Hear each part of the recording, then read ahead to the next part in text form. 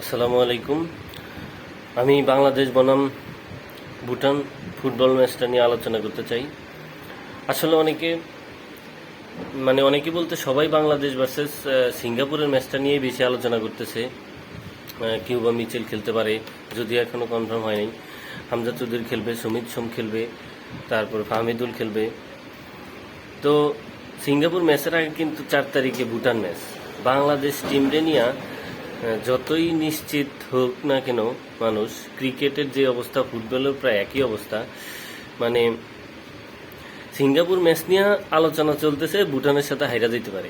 ঠিক আছে, তো এখন মেইন কথা হলো আগে ভুটানের সাথে ম্যাচটা জিততে হবে।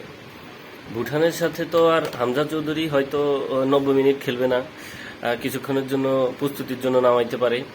আর ফাহমিদুল খেলবে কিছুক্ষণ, কতক্ষণ খেলবে জানি না, তবে ফাহমিদুল নামতে পারে, সুমিত সোম খেলবে না।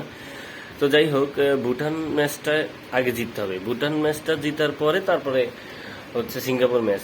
এখন সবাই তো সিঙ্গাপুর ম্যাচ নিয়ে খুব হইচই করতেছে, কিন্তু যদি ভুটান ম্যাচটা হেরা যায় বাংলাদেশ, তখন এই আর কি। তো আশা করি ভুটান ম্যাচে বাংলাদেশ জিতবে।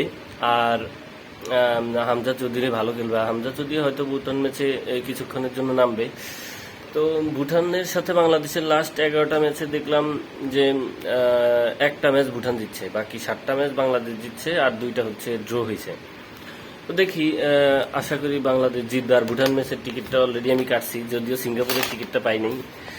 এই যে বাংলাদেশ ভুটান ম্যাচটা টিকিট কাটছি।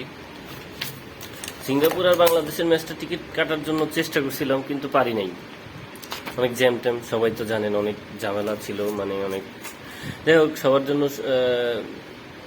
শুভকামনা, বাংলাদেশ দলের জন্য শুভকামনা। বাংলাদেশ দল জিতুক, আমরা ফুটবল ফ্যান, এই আর কি।